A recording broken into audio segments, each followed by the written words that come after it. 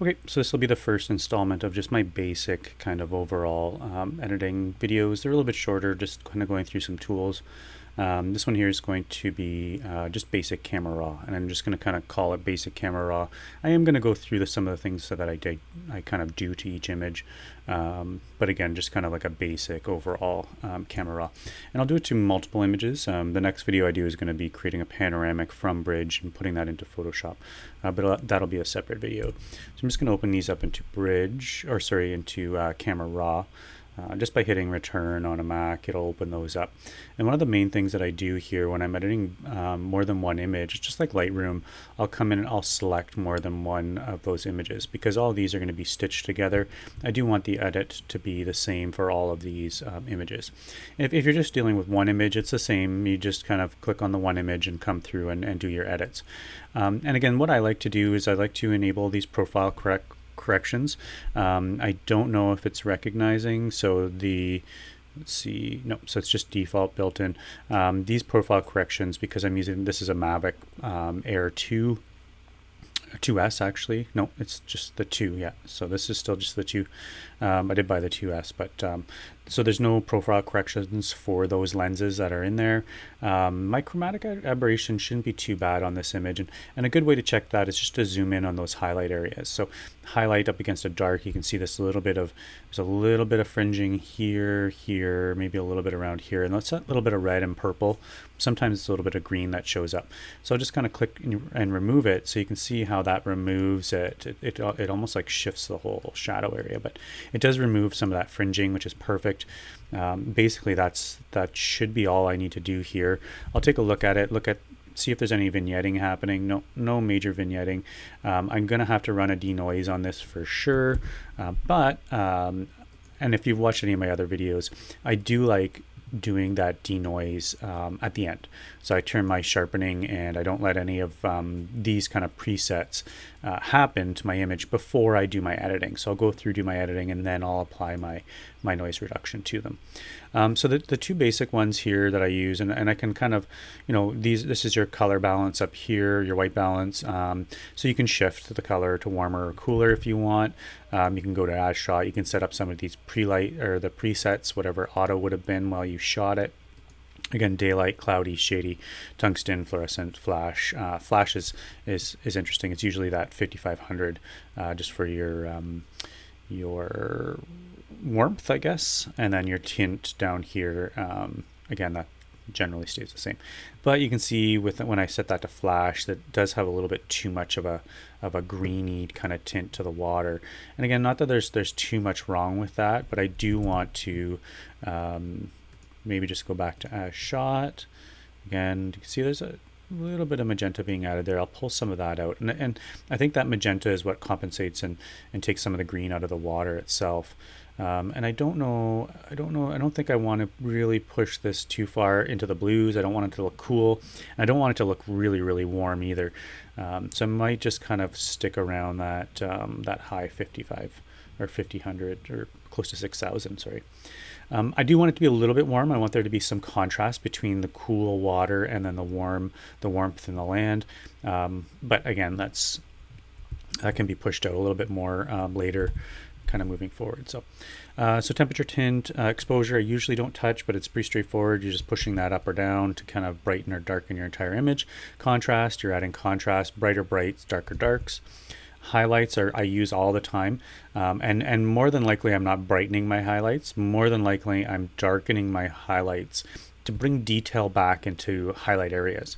Same thing with my whites. Again, I don't push them to the extreme like I do with my darks. My darks I end up pushing quite a bit, but in this image, and again, just this case for this image, there's two spots that I'm looking at here, and it's the highway because it's bright, and then it's the rocky shore along here because it's a little bit brighter. So I'm just looking at those when I'm editing this, and again, just making sure, that I'm not darkening them too much, but I'm not brightening them or having them too bright that I'm losing detail. So probably somewhere in that range, and this will allow me to add more texture contrast later. So by darkening my highlights and my whites, I can then push the contrast a little bit further without this getting too bright later. And then I do the same thing with my shadows. So my shadows here, I'm going to look in the darker areas of the trees. So I'll brighten those up a bit, brighten my shadows. Blacks and shadows are usually the two that I push probably the furthest, especially with my D850, because the raw image holds a ton of detail. Oops, I forgot to hit Command A. So you just want to make sure all these are selected. If you're doing with one image, it's fine, but you want to make sure all of these are selected when you're doing that. And a good way to double check here, you can see the ones that have a blank number here are the ones that are only affecting a single image. So if I come in here and just click on these arrows, it applies them to all of the ones that I have selected down here. So I think that's probably where I would take this. Saturation, vibrance, pretty straightforward. You know, you can bump up the vibrance or bump up the saturation within those colors. Dehaze will add some contrast and some texture. I love dehaze. I use it all the time, but I use it later on in some steps later on. Same thing with clarity and texture. One thing you want to watch though is you don't want to push it too far. If you start pushing your clarity and your texture too far, your image gets a little bit gritty. And then the noise reduction has a little bit of a hard time kind of removing some of that color noise. Again, if you push it too far. So I don't usually do too much on my initial run through here. If you're familiar with how I process these images, I do go through multiple camera raws. So I'll bring them into Photoshop, stitch them all together, maybe do some overall adjustments, then bring it back into camera raw, do an overall, again, or selective adjustment from there, and then again kind of back and forth between Photoshop and then back into Camera Raw. So if you're unfamiliar with that and you want to see, you can just go and watch some of those other videos that I have up. And they're a little bit longer. They're more explanation of what I'm doing, you know, like theory-wise behind the image. Why am I editing certain spots instead of just the tools themselves? And that comes with time, and it's so subjective to the individual image and what the artist wants that image to you know, to portray or to look like the end result of that image. So so those are the basics. So that's really all I'm going to go through here. Another one to touch on, we'll talk about curves a little bit later, is the color mixer. So I do use the color mixer as well, but not at this stage. Again, once I get it back into Camera Raw, then I'll start tweaking my color a little bit. And again, here I can come into each one of these colors individually. So in each of these individually, play with the hue. So that's the color itself. You can shift. So if I come into my yellows, say, because there's lots of yellows here, I can shift my yellows into the greens. So you can see how the image shifts. So everywhere that's yellow will shift to maybe orange. So now I'm shifting those yellows into orange. So you can see that in some relatively poorly done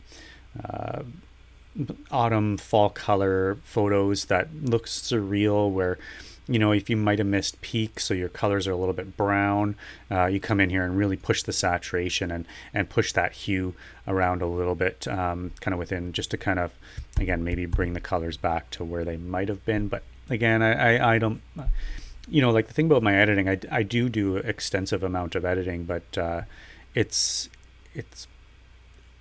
there's a taste level to it. I don't push them to the surreal, like the crazy surreal aspect. I kind of tweak and again kind of push and selectively adjust and so on. So you have to be careful. That's really what I'm getting at here, is you have to be careful with these adjustments, because if you push them too hard, then you're you know, again, it's up to the individual, but you're getting out of the realm of photography and more into you know, a visual art type deal. So I think that's where I would end here. Basic overall Camera Raw adjustments, and then hit done. So I won't open these into Photoshop. I'm just going to hit done here. If you were just editing one photo and you wanted to bring it into Photoshop and do some adjustments, then you would hit open, and it would open it into Photoshop. But because I'm going to run a panoramic on these, I'm going to hit done, and then I'm going to do that in Bridge, and that'll be another video, which I'll probably actually do right now and then post them as a set, just so you can go kind of watch them individually. But again, basic breakdown of Camera Raw here. The other thing I like about Camera Raw is it actually shows your settings here, and it shows the histogram of the individual image that you're clicked on. So again, you can even show you know, what your shadows and your blacks are like, and the different exposure elements that affected it in your basic adjustments here. And again, there's a different ways to come in and to save presets. We can actually do brushwork as well and add gradients and stuff. But again, that's way more advanced in Camera Raw. And to be honest, I do a lot of this stuff in Photoshop as I work my way through. So I'm gonna hit done, and yeah, that'll be it for this one. The next video will be a generation of a panoramic from those 4 images. Don't forget to like and subscribe if you like the video.